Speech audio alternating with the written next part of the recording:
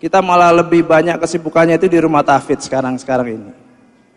Jadi Masya Allah Ustadz, berkahnya dari Al-Quran, benar tadi kata Ustadz, dari kita menghafal Al-Quran, kemudian kita mengajarkan Al-Quran. Saya juga mengajak seluruh karyawan-karyawan saya, ada 1.300 karyawan, kita ajak juga. Kita ajak juga mereka buat ikut menghafal Al-Quran. Rata-rata seluruh karyawan warung Stick and Stick itu sudah hafal 4 surat. Setiap satu surat yang mereka hafal, mereka berhak 1 undian untuk berangkat umroh. Setiap tahun kita undi. Dan setiap hari mereka punya kewajiban di warung Stick itu buat ngaji 1 juz. Karena satu outlet itu kita punya 15 karyawan, kita bagi aja. Satu karyawan, 1 lembar semua, sehingga kita punya 56 outlet, kita bisa 56 juz setiap harinya. Jadi luar biasa sekali, subhanallah, keberkahan dari Al-Quran ini Ustadz. Ternyata saya beberapa waktu ini mengkaitkan juga antara Al-Quran ini dengan bisnis saya dan istri saya jalani.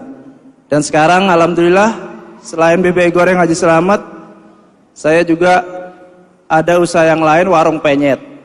Warung penyet di depan Taman Makam Pahlawan itu. Sekalian promosi Ustaz. Iya, nanti kita ikut mendoakan. Karena dengan mendoakan beliau, maka insya Allah mudah-mudahan ketularan jadi pengusaha-pengusaha. Amin, insya Allah. Beliau cabangnya sudah lebih dari 40-an, mungkin 50-an dengan brand-brand yang lain. Subhanallah. Ya, teruskan. Kemudian yang baru-baru ini Allah hadirkan juga beberapa usaha properti. Usaha properti ini Allah hadirkan tanpa saya harus pinjam uang ke bank. Jadi beberapa properti, diantaranya juga kita akan mengembangkan hotel juga dan apartemen juga. Itu tanahnya itu kita bisa bayar dengan kita angsur. Jadi ini berkah juga ini dari Al-Quran juga. Mungkin itu aja Ustadz yang saya mau sampaikan. Terima kasih. Baik, dari Mbak Anik bisa nggak cerita, ada nggak tapakan-tapakan sejarah yang kira-kira begitu dilihat, oh dulu begini ya, gitu, sehingga perubahannya itu nyata. Bismillahirrahmanirrahim. Assalamualaikum warahmatullahi wabarakatuh. Waalaikumsalam. Mungkin sedikit akan saya ceritakan bahwa dulu saya memang basicnya sama suami ini nggak ada basic manajemen. Jadi ketika saya buka warung Stick di tahun 2000, itu hanya ada catatan-catatan kecil omset saja di situ. Ya kebetulan saya juga pembukuannya cuma sederhana, terus catatan itu hanya di selembar kertas, dan ternyata saya simpan sampai sekarang tanpa sengaja Ustadz. Kalau Ustadz kan ada catatan sejarahnya, kalau saya tanpa sengaja saya catat, dan tempo hari saya temukan ternyata di sana di awal-awal tahun 2000 itu omset saya sehari itu 20.000, 30.000 seperti itu. Dan tapi alhamdulillah setelah 12 tahun ini mungkin bisa beribu-ribu lipat kali dari omset yang di awal dulu. Allahu Akbar. Kalau 1000 kali lipat saja berarti itu 20 miliar. Kalau 1000 kali lipat. Apalagi beliau bilang beribu-ribu kali lipat. Allahu Akbar. Insya Allah ini akan mengalahkan usaha-usaha kuliner kapitalis, insya Allah. Amin. Ya Allah Rabbal Alamin. Maksudnya bukan begitu. Jadi gini Ustadz, kalau menurut saya berapapun omset yang saya terima, itu ketika itu bisa mencukupi kami semua, saya, keluarga saya dan juga karyawan, itu saya anggap itu sudah beribu-ribu kali. Subhanallah. Jadi catatan itu ada dulu, catatan pertama-tama itu. Ada Ustadz. Subhanallah. Apalagi yang Mbak ingat, Mas Jody ingat? Ada nggak perjalanan sejarah yang tertulis, tergambar, terekam? Ya, saya tambahkan sedikit Ustadz. Jadi di awal-awal dulu ketika saya pertama kali membangun warung Steak and Shake, memang tadi benar cerita istri saya, selama setahun itu omsetnya seperti itu. 20.000, 30.000 itu selama setahun. Setiap hari seperti itu kita lalui dan alhamdulillah kita tuh nggak pernah mengeluh. Saya selalu bersyukur karena memang saya ngelihatnya pada saat itu nggak pernah ngelihat yang di atas itu, ngelihatnya ya teman-teman di sekitar. Jadi alhamdulillah, asal bisa buat makan aja. Tapi yang kita lakukan, yang saya lakukan pada saat di awal-awal itu, saya ingat sekali Ustadz, di awal-awal itu hampir setiap hari ba'da sholat maghrib itu saya selalu membaca surah Yasin Ustaz. Itu saya melihat ketika saya ke rumah saudara saya di Bandung, dia itu membaca surat Yasin terus sudah sampai hafal itu. Kemudian saya lihat beliau, saya tersentuh, saya coba. Kemudian saya dengar tausiah Ustaz juga, saya coba ba'da sholat maghrib saya baca surat Yasin terus. Kita jalanin terus seperti itu, alhamdulillah emang kelihatan perubahannya. Warung Steak and Shake di tahun kedua, ketiga, keempat sudah mulai dikenal dan sudah mulai rame. Itu tiap hari baca Yasin itu tiap hari. Ustaz. Subhanallah. Allahu Akbar. Mungkin itu aja Ustaz. Baik, terima kasih Mbak Anik, Mas Jody. Kita aplaus buat mereka berdua. Terima kasih. Wassalamualaikum warahmatullahi wabarakatuh. Sesuai dengan janji kita hadiahkan beliau berdua doa. Cabang yang baru di mana? Cabang yang baru di Batu. Ayam penyet atau warung steak? Oh, bebek goreng dan warung Steak and Shake di Batu. Baik, kita hadiahkan Al-Fatihah buat usaha beliau. Mudah-mudahan yang mendoakan dengan ikhlas, tulus, semangat, yakin. Doa kita akan membantu beliau-beliau berdua dan seluruh keluarga besarnya. Maka saudara yang mendoakan akan dibantu juga oleh Allah Subhanahu wa taala. Yang mendoakan saudara-saudara adalah para malaikat-malaikat Allah. Al-Fatihah. A'udzu billahi minasyaitonir rajim. Bismillahirrahmanirrahim. Alhamdulillahi rabbil alamin arrahmanir rahim maliki yaumiddin. Iyyaka na'budu wa iyyaka nasta'in. Ihdinas siratal mustaqim. Siratal ladzina an'amta 'alaihim ghairil maghdubi 'alaihim waladdallin. Rabbi firlana wal amin. Makasih Mas. Sekali lagi kita berikan aplaus buat beliau berdua.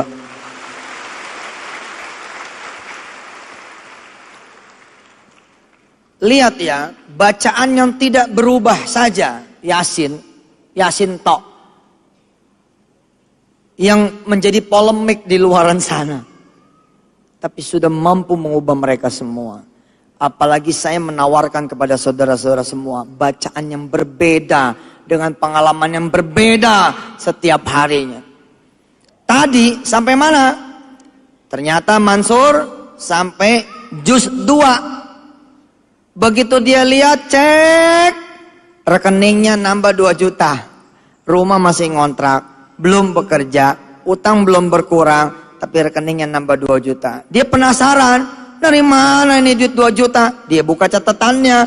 Ternyata ada yang datang Pak. Baru hari keempat dia ngaji. Baru 4 ayat. 4 lembar. Khataman Qur'annya. Di sana ditulis. Saya datang teman. Terus bilang. Mas. Sampean kan nganggur. Bisa minta tolong tidak? Minta tolong apa? Jualkan nih Dakota saya. Begitu. Iya. Berapa harganya? Ya sepantasnya lah. Ya sudah. Taruh saja situ. Nanti insya Allah saya coba akan berdoa sama Allah. Kok berdoa? Iya berdoa lah. Nah, kalau kamu berdoa doang, dari mana kamu bisa jual handphone saya? Ya kamu jalanlah, pergi ke toko mana, kamu tawarkan. Apa kata si Mansur tadi? Begini, kamu juga tidak ada yang nyuruh kemari. Tidak ada yang mengundang kamu kemari. Allah yang sudah membuat kamu itu kemari. Kalau Allah sanggup menghadirkan kamu sebagai penjual, kenapa Allah tidak sanggup menghadirkan pembeli? Oh iya, hebat juga kamu Sur ya. Ya. Masih saudara sama Yusuf ya? Oh. Ya dah, kalau gitu saya pergi kuliah dulu. Assalamualaikum. Waalaikumsalam. Itulah catatan di hari keempat. Saya bawa buku. Mana buku saya? Itulah catatan di hari yang keempat. Atas izin Allah Subhanahu wa taala, ini buku barusan jadi, bisa di zoom Mas. Ini barusan jadi bukunya, semua bisa jadi pengusaha. Coba katakan bersama-sama. Semua bisa jadi pengusaha, insya Allah. Ayo ulangi, 1, 2, 3. Lagi.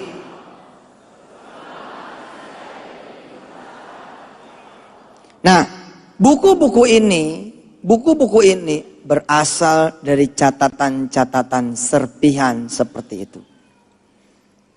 Ini buku yang berikut, ini baru juga keluar. Judulnya Boleh Nggak Sih Ngarep. Ini buku sangat ditunggu insya Allah sama jutaan kaum muslimin di Indonesia. Seputar pertanyaan, boleh nggak sih sedekah itu ngarep, minta balasan, membatalkan pahala tidak? Apakah nanti jadi riya? Apakah jadi syirik? Dan seterusnya. Nih buku ini menjawab. Boleh nggak sih ngarep? Ini adalah catatan-catatan serpihan. Menjawab kemudian pertanyaan-pertanyaan saudara-saudara semua. Saya bukan sedang berjualan, karena saya cuma bawa sepasang ini saja. Ini contoh bagaimana kemudian akhirnya menjadi sesuatu yang saya tidak pernah sangka itu terjadi. Kembali ke Mansur. Ini buku ini insya Allah harusnya sudah mulai ada di toko-toko buku. Harusnya. Dan saya lebih pengen lagi saudara yang jualan. Jangan cuman jadi pembeli buku. Saudara yang jualan buku ini insya Allah. Nanti kita bicara di akhir. Mansur lihat catatannya. Hari keempat datang teman nitipin Dakota. Besok subuh hari kelima, lembar kelima. Datang lagi temen. Hebat lu Sur. Kerja kagak apa kagak. Punya Dakota. Apa kata si Mansur? Bukan punya saya. Ini punya orang nitip. Dijual. Berapa Sur? Nah udah. Saya paling top pakai handphone yang 200.000. Ini harganya kalau second mungkin sekian kali, Sur. Iya kali ya. Ya udah gua aja yang bayar dah. Ntar dulu nih berapa lu mau bayar? Dialog, deal, jadi. Di persen lah Mansur. Berapa duit di persen? 100.000. Ustadz, katanya 2 juta tuh di rekening. Kok 100? Lu lupa ya, itu baru hari kelima.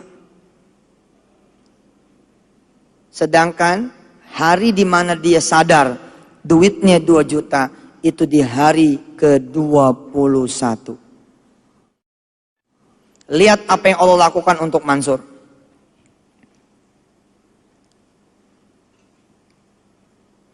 Berita ini tersebar dengan sangat cepat. Kalau lo mau jual gadget, lo mau jual handphone, kasih Mansur. Cara jualnya aneh. Dialah penjual yang kalau barang datang malah masuk kamar. Apa?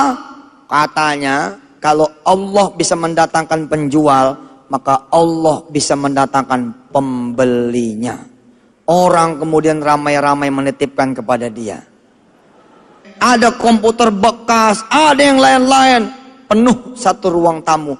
Inilah yang disebut dengan faqad hudiya ila siratim mustaqim. Yang lain mencari, aku yang mengantar. Sibukkan diri kalian dengan Quran. Aku yang bertanggung jawab atas seluruh nafkah kalian. Sebentar Ustaz, kalau begitu Ustaz tidak mengajarkan orang berikhtiar, lo gila. Ngapal Quran cuma 5 menit, 10 menit. Lo gila. Ngatamin Quran itu paling lama juga satu lembar itu 5 menit, 10 menit. Selebihnya hiduplah seperti orang-orang biasa. Bedanya Allah will guide you. Allah akan membimbing saudara semua. Kenapa saudara tidak pernah mendapatkan jodohnya? Karena saudara tidak tahu kemana dan di mana. Begitu ketemu panggung, jadi.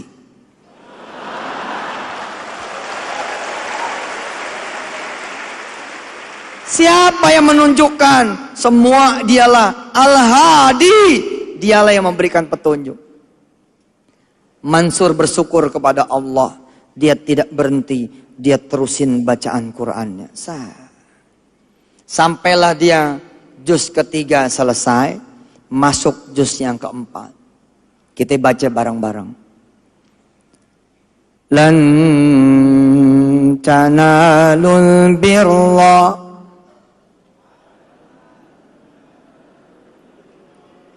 lan tanalul birra hatta tunfiku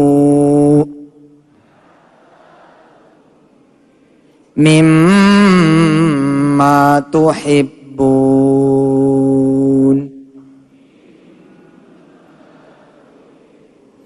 Ingat cara ngatamin Qur'annya, baca seayat, artinya juga dibaca. Lan tanalul birra, tidak sampai kepada kebaikan yang sempurna sampai kalian menafkahkan harta yang paling kalian cintai. Wa ma tunfiqu min syai'in fa innallaha bihi alim. Apapun yang kalian nafkahkan, Allah mengetahuinya. Dibaca tuh, berarti hari keberapa itu? Hari ke-61.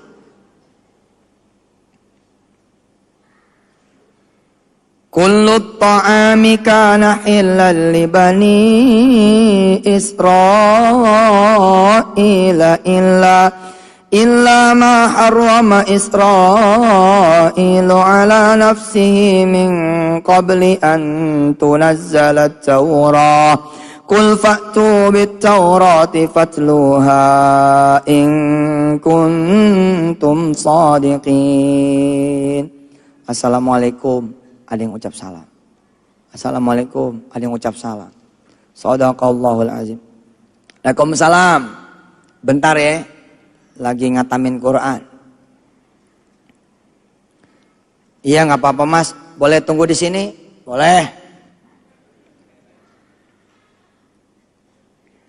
A'udzubillahi minasyaitonir. Faman iftara 'ala Allahil kadhiba min ba'di dzalik faulaika humul zalimun. Qul sadaqallah fattabi'u millata Ibrahim hanifan wa ma kana minal musyrikin. Siapa yang belum pernah pergi haji? Siapa yang belum pernah pergi ke Baitullah? Oke. Saudara tidak akan mendapatkan pengalaman eksotis selama saudara satu tidak baca Quran sama sekali. Yang kedua, baca Quran tapi tidak membaca artinya. Lihat Mansur.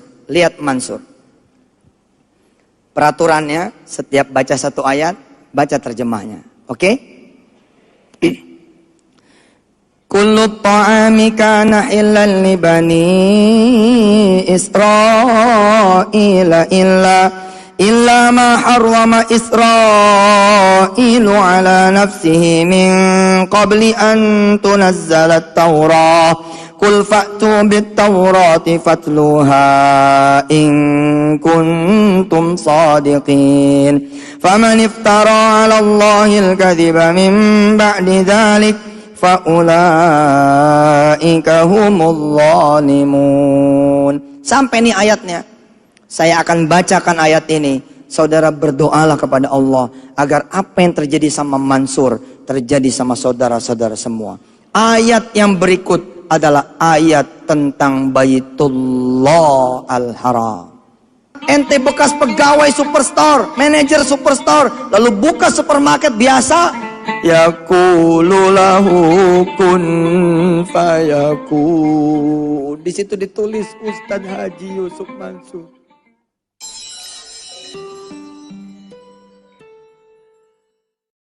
Anak-anaknya yang terbunuh, istri-istri atau perempuan-perempuan yang terbunuh gitu ya, Masya Allah luar biasa. Kita mengutus 2 tim dari Wali Care untuk berangkat ke Gaza. Ya, insya Allah.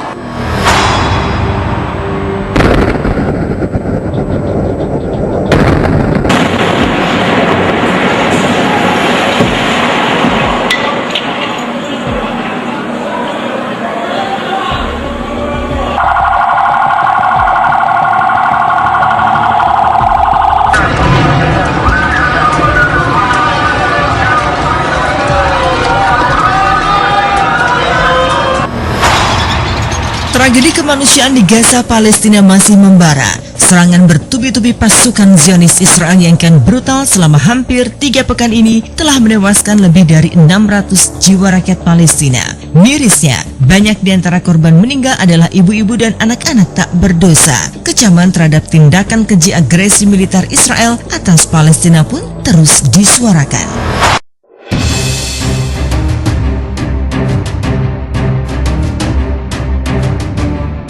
Serangan Israel yang diklaim untuk menyerang kelompok militan Hamas itu nyatanya tak hanya menimbulkan korban jiwa di kalangan masyarakat sipil. Ironisnya, pertumpahan darah ini terjadi di bulan suci Ramadan. Dan kini, dikala umat muslim di bulan dunia lain bersukacita menyambut datangnya Hari Raya Idul Fitri, rakyat Palestina terus berlinang air mata dalam suasana serba mencekam di tengah peperangan. Dunia mengutuk serangan Israel membunuh rakyat sipil Palestina tak berdosa, tak terkecuali para selebriti tanah air. Inilah ungkapan rasa keprihatinan sejumlah selebriti dan musisi atas tragedi kemanusiaan di jalur Gaza. Ini satu hal yang menyedihkan menurut saya ya. Betapa seluruh penjuru dunia merayakan Ramadan dengan sukacita, dengan gembira, menunggu sahur, menunggu berbuka, Masya Allah. Masya Allah. Sedangkan saudara-saudara kita di Gaza dalam keadaan dicekam suasana yang menurut saya tuh sangat mengerikan ya. Ya mungkin hari ini setidaknya kita berdoalah untuk saudara-saudara kita di sana. Apalagi menjelang berapa hari sebelum Idul Fitri ini satu hal yang cukup ya berlinang air mata bahwa saudara-saudara kita mestinya gembira di sana, tapi dalam keadaan terluka, dalam keadaan keluarganya terbunuh, anak-anaknya yang terbunuh, istri-istri atau perempuan-perempuan yang terbunuh gitu ya, Masya Allah luar biasa. Kami sih pengen bukan cuma keprihatinan tapi justru semangat. Bagaimana kemudian kita percaya bahwa bangsa Palestina akan menjadi satu bangsa yang berdiri, yang kemudian merdeka, dan kami percaya bahwa mereka lebih beruntung daripada kita. Ya, walaupun kelihatannya tidak seberuntung kita, tapi sesungguhnya mereka yang beruntung karena mereka dikasih kesempatan oleh Allah Subhanahu wa taala untuk berjuang untuk menegakkan agamanya, untuk syahid. Inspirasi dari Allah, semoga kami bisa membuat lagu tentang protes kami, sebenarnya bukan protes ya, lagu yang bisa mewakili masyarakat Palestina di samping lagu We Will Not Go Down. Mudah-mudahan Wali bisa buat itu, karena memang ini sangat kisah yang sangat human banget, menyentuh perasaan kita untuk penderitaan masyarakat.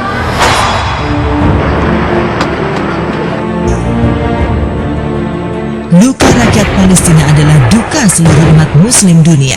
Dan duka itu dirasakan begitu dalam oleh Ustadz Yusuf Mansur. Bagaimana tidak, Geraha Tahfiz Darul Quran di Gaza yang diprakarsai oleh Ustadz Yusuf Mansur hasil sumbangan rakyat Indonesia ikut menjadi sasaran brutal pasukan Israel.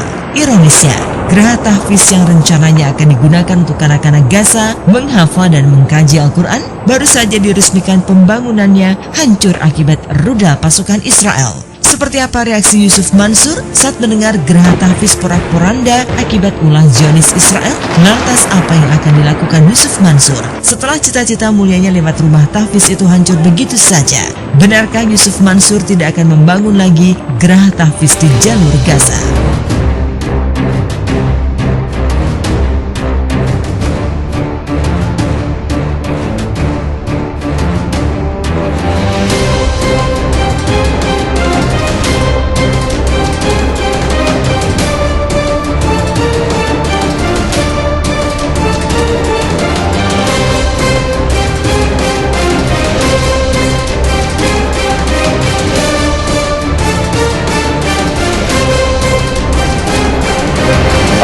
itu rumah tahfiz di sana. Kita bangun 3-4 lantai. Alhamdulillah baru diresmiin. Kemudian baru dipakai 3 hari, Allah kasih kemudian ketentuan yang lain. Rumah tahfiz itu hancur porak-poranda. Tapi insya Allah spiritnya kan nggak hancur, semangatnya nggak hancur. Insya Allah kita akan terus berupaya agar Al-Quran berkumandang di seantero penjuru dunia Allah SWT.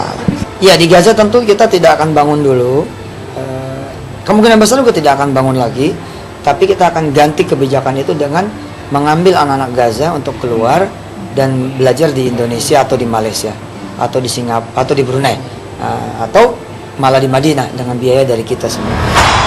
Tragedi Gaza mengunggah masyarakat dunia untuk memberikan bantuan bagi warga Palestina. Sayangnya, untuk menyalurkan bantuan tersebut tidaklah semudah membalikan tangan. Hal itu pernah dialami sendiri oleh penyanyi dan musisi Opik yang pernah terjun langsung ke tanah Gaza pada tahun 2012.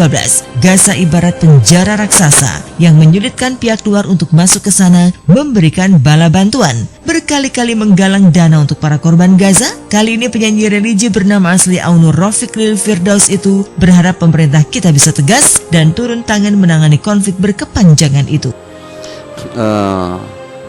Ini saya masih belum bisa membaca dari mana kita nanti bantuan itu bisa masuk ke Gaza, karena satu-satunya ya di tepi barat, di Hebron, di Gaza, di Rafah, berarti masuknya itu hanya lewat Mesir, hanya lewat Mesir. Wallahu alam kalau ada terowongan atau tempat-tempat lain yang mungkin bisa kita masuk ke sana. Atau biasanya ketika kita sulit memberi bantuan langsung ke Gaza, biasanya dana-dana itu akan diberikan kepada pengungsi-pengungsi Gaza atau Palestina yang ada di luar Gaza. Insya Allah mudah-mudahan kemuliaan Ramadan ini membuka mata kita semua bahwa Palestina adalah saudara kita. Kita harus bantu apa yang kita bisa. Apa yang kita bisa, setidaknya tidak usah menghalang-halangi orang-orang yang ingin membantu saudara-saudara kita di Gaza. Hanya Tuhan yang berhak menghakimi manusia. Memang tak ada lagi berhak atas segalanya. Ingat, hidup di dunia hanyalah satu kali. Untuk apa adanya, hanya saling hancurkan. Pertengkaran adalah kehancuran. Hai, kita The Virgin. Jangan lupa saksikan konser Asa untuk Gaza Hari Kamis tanggal 24 Juli pukul 11 malam hanya di SCTV.